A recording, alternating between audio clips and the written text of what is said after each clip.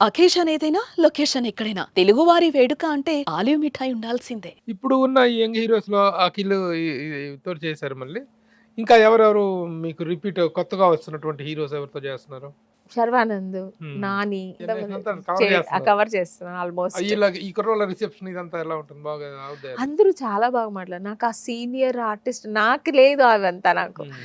మన ఒక సీనియర్ అలని ఎప్పుడు నేను ఒక ఆర్టిస్ట్‌గా నేను వెళ్ళాను నా పనేదో చేసుకుంటూ, నా వర్క్ ఏదో చేసుకుంటూ వచ్చేసాను. నేను అది ఎక్స్‌పెక్ట్ చేయను కూడా. కానీ ఆళ్ళందరూ అది ఒక సీనియర్ ఆర్టిస్ట్‌కి ఇచ్చే ఒక మర్యాద ఇస్తారు. ఆ రెస్పెక్ట్ ఇస్తారు.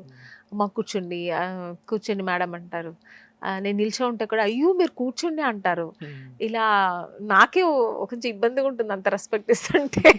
అట్లా కాదు. ఇప్పుడు చాలా మందిలో ఒక చిన్న డిప్రెషన్ ఏంటంటే, ఆ రోజుల్లో ఒక వెలుగలిగినటువంటి సీనియర్ టాప్ హీరోయిన్స్ గాని, ఇంకేమో ఒక పొజిషన్ చూసినటువంటి వాళ్ళ గోల్డెన్ పీరియడ్ చూసినటువంటి వాళ్ళు, ఇప్పుడు సెట్‌లోకొస్తుంటే ఈ ఒక చిన్న హ్యూమిలియేషన్ ఫీల్ అవుతున్నారు. వస్తుందండి ఆబ్వియస్లీ. చిన్న ఎందుకంటే డిప్రెషన్. ఇవ్వలేంటే అంటే మమ్మల్ని పట్టించుకోవట్లేదు. హ్మ్. అంటే మమ్మల్ని ఎవరు గుర్తించట్లేదు అని ఆబ్వియస్లీ వస్తుంది. ఎవరికైనా వస్తదది. అలాంటి ఫీలింగ్ మీకెప్పుడు అలాంటి కలిగిందా? ఫీలింగ్ నాకు ఇంతవరకు ఎవరు తీసుకురాలేదు. ఎందుకంటే నేను హ్మ్. వెళ్ళిన నుండి అందరూ కొంచెం అంటే లేచి నిలుచుకో నమస్కారం అలా లేదు. ఒక హ్మ్. రెస్పెక్ట్ ఇస్తారు. రండి మేడం కూర్చోండి.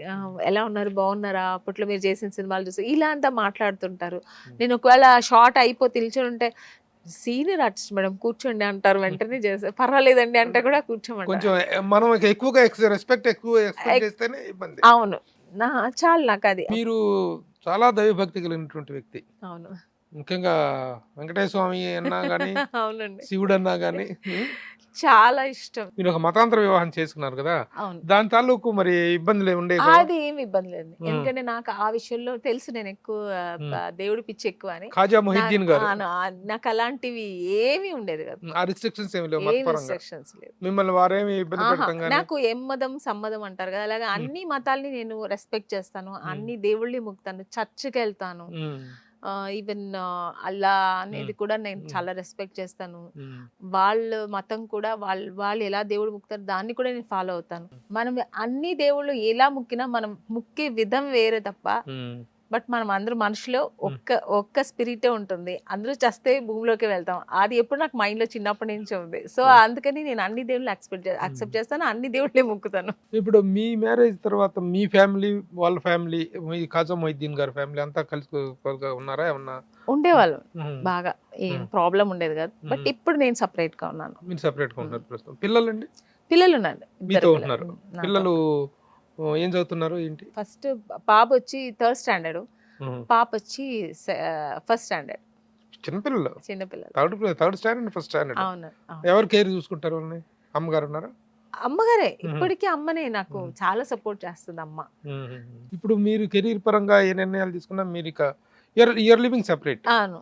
హుహు. ఎలాంటి ఇబ్బంది లేదు. మీ ఎలాంటి కమౌట్ ఇబ్బంది లేదు. ఎన్ని కాంట్రోవర్సీస్? నో హ్మ్. కాంట్రోవర్సీ ఏమీ లేదు. హ్మ్.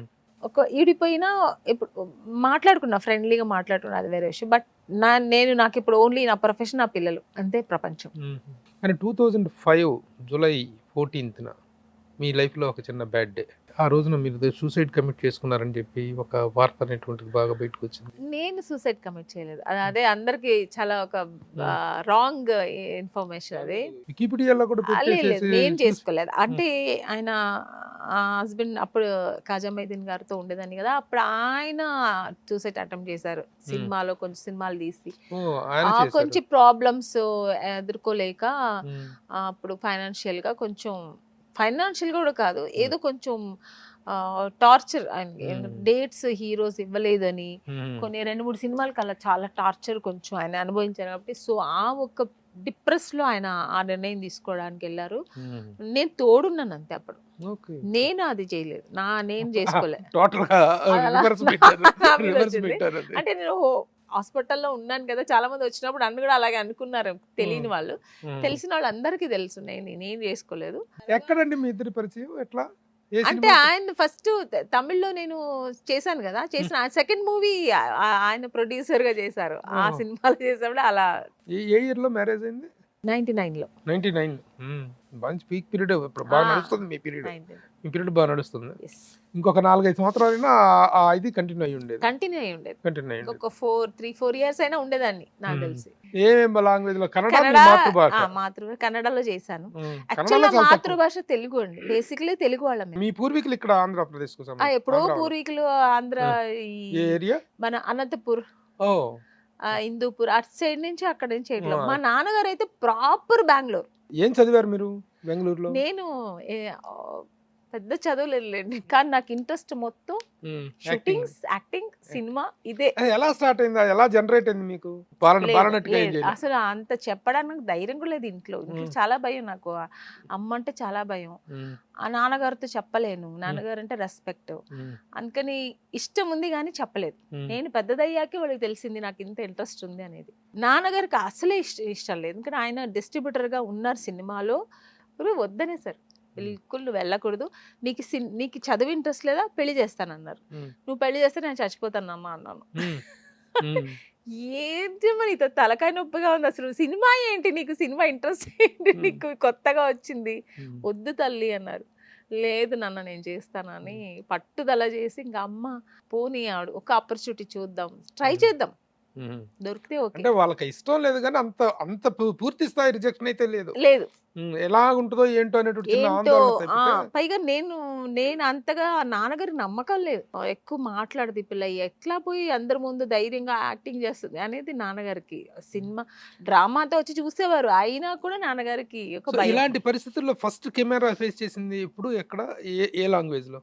తమిళ్. తమిళే నేను ట్రై చేశాను ఎక్కువ.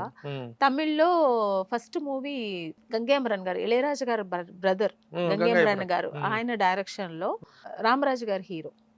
అప్పట్లో ఆయన పెద్ద హీరో.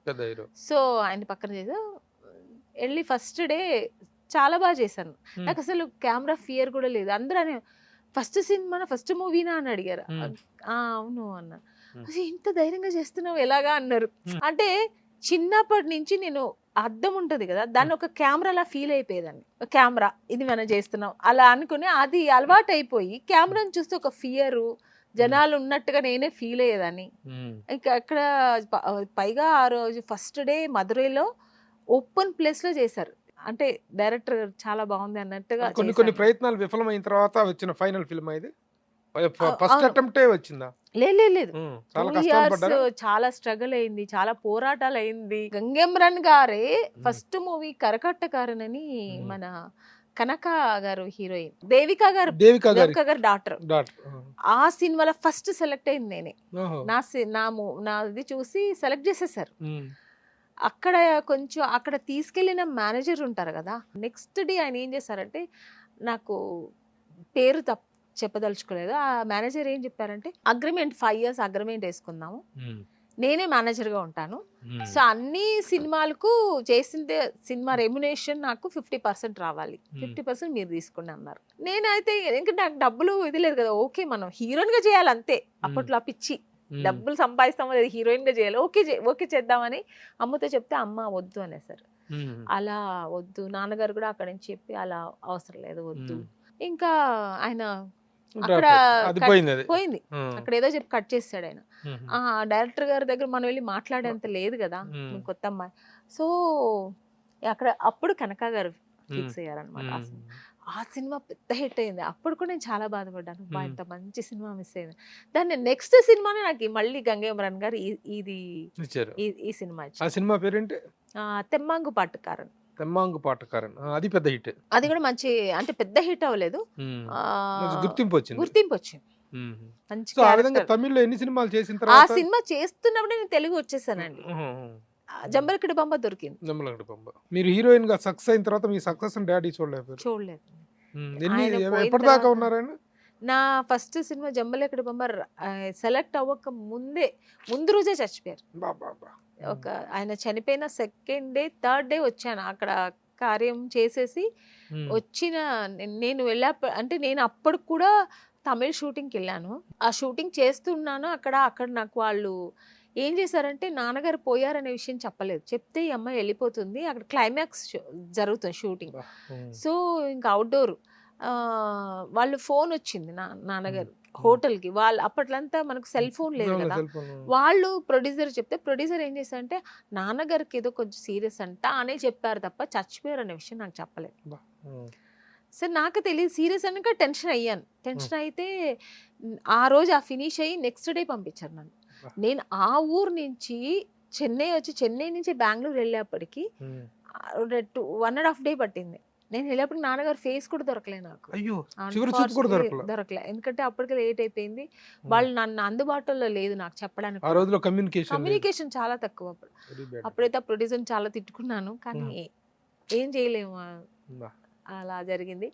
సో ఆ ఏడుపులో అది కూడా నేను బ్రదర్ ఒక్కడే వెళ్ళాను, నేను అమ్మ ఇద్దరు మిస్ అయ్యాం. నేను అమ్మ షూటింగ్ నుంచి వెళ్ళేప్పటికి కష్టమైంది. అమ్మ కూడా లేదు, అమ్మ నాతో ఉంది కదా షూటింగ్ లో. ప్రిజర్వ్ చేసే పరిస్థితులు లేదు కదా అప్పట్లో. తర్వాత మా సిస్టర్ కూడా చూస్తే మా అక్కడ చెన్నైలో ఒకరు తెలిసిన వాళ్ళ ఇంట్లో వదిలేసి వెళ్ళాడు బ్రదర్. చాలా ఇబ్బంది అయిందారు అప్పుడు. ఆ ఒక అప్సెట్ లో నేను నాన్నగారు ఫేస్ కూడా చూడలేదు, నాన్నగారు పోయారు.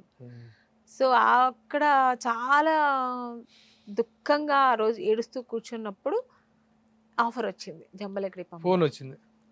అప్పటికే ఆయన ఈవి సత్యనారాయణ గారు డైరెక్టర్ గారు ఫొటోస్ చూసి అమ్మాయి ఎక్కడుంది రమ్మానండి, ఫ్లైట్ వేస్తాను రమ్మానండి, చూడాలి, ఎందుకంటే 1 వీక్ ఉంది షూటింగ్, ఒక్కసారి చూసేస్తే మనం ఓకే అయితే షూటింగ్కి వెళ్ళిపోవచ్చు అని వాళ్ళు ఫుల్ ప్లెడ్జ్ అంత ఫుల్ రెడీగా ఉన్నారు. జమలగడ పంప హిట్ అయింది, పెద్ద హీరోయిన్ అయిపోయారు మీరు. అవును. సుమన్ టీవీలో మీ పర్సనల్ అండ్ బిజినెస్ ప్రమోషన్స్ కోసం కింది నెంబర్కి కాంటాక్ట్ చేయండి.